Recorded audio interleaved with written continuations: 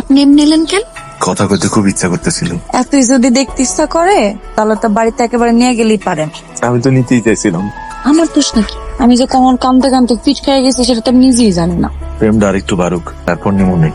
আচ্ছা, কালকে আর কোনো সমস্যা হয়েছিল? কিন্তু আপনাকে ধন্যবাদ। আপনি যদি তখন হাজির না হইতেন আমি তো আমার আপা আমারে বুঝাইতেই পারতাম না যে আমি আমার জামার লাগে কথা বলতেছি। আপনি একদম সঠিক টাইমে আইছেন।